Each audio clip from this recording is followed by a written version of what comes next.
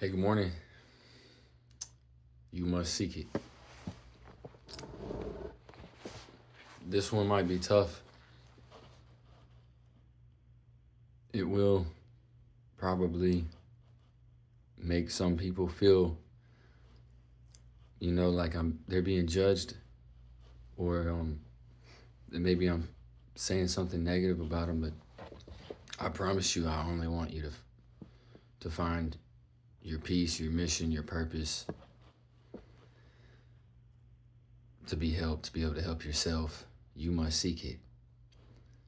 I first read this with all the encouragement, but the way it ends with this warning, it really was so obvious to me. It's speaking about the internet. This is so obvious to me that it's speaking about the internet. And it starts out with some beautiful stuff. Isaiah 42:16. I will lead the blind by ways they have not known. Along unfamiliar paths I will guide them. I will turn the darkness into light before them and make the rough places smooth. These are the things I will do. I will not forsake them, but those who trust in idols, who say to images, "You are our gods," will be turned back in utter shame. So I'm going to go back over this right fast because it's beautiful. I will lead the blind by ways they have not known. The blind, guys, it doesn't always mean physically blind. We're all blind. We don't see it. We don't get it. We don't realize it. We don't have the perspectives. We don't always have the wisdom or the experience. We're blind. We don't always have the maturity. We're blind. We're living in the wrong attitude with the wrong mentality. We're blind, but it says, I will lead the blind by ways they have not known. Along unfamiliar paths, I will guide them. Guys, that's psychological. There's true science that backs that up. When you're in your mind, when you are in your meditation, when you're praying, when you're trying to change, and when you're trying to go against your nervous system in your fight or flight mode, when you're trying to be someone better, be someone different, do something different, guess what? It's unfamiliar. He says, along unfamiliar paths, I will guide them. It feels uncomfortable. It feels wrong sometimes because it's so new. It's unfamiliar. And it says, I will guide them. I will turn the darkness into light before them. The darkness in your brain, the darkness in your mind, the darkness in your outlook on the world, your bitterness, your judgment, the darkness you see in the world on the news and on the internet.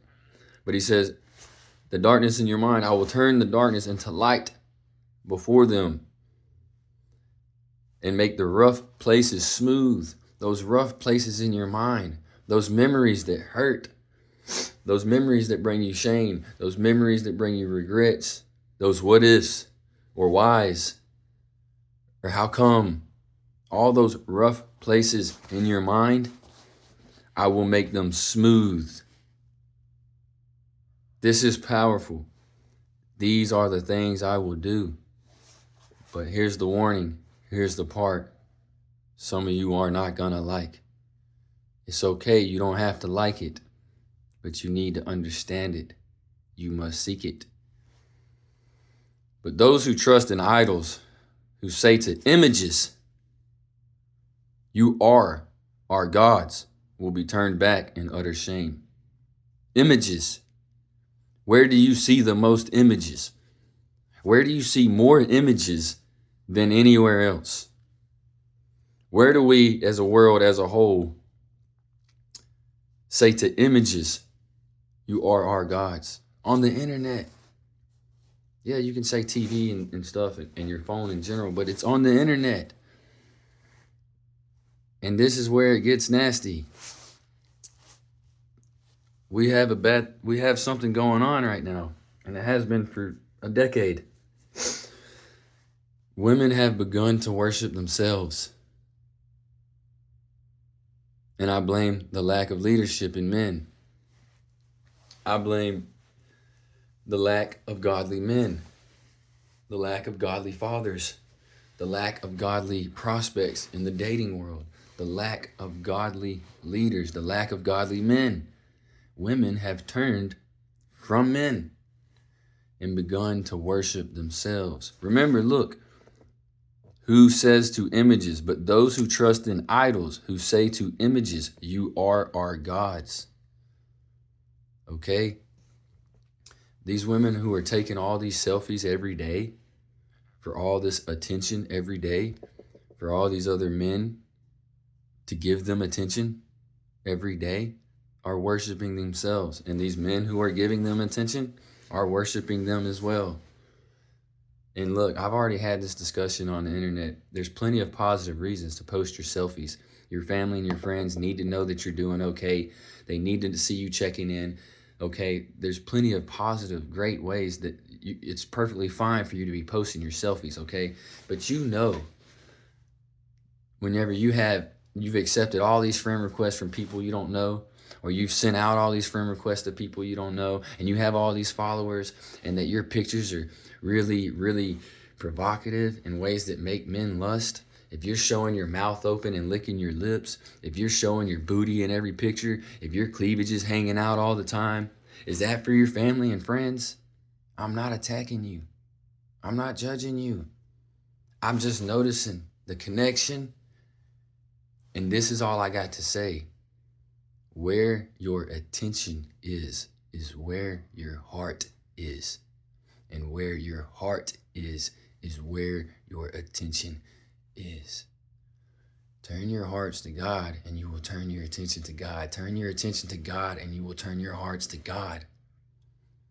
And on these podcasts, we worship these people on these podcasts. Now, here's what's amazing about it. Even if these podcasts aren't saying they're Christian or aren't saying they're trying to help you seek God, it still comes from God.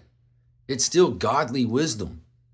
It is still a good thing. You most definitely can get a lot out of watching these podcasts all over the internet. I do it all the time.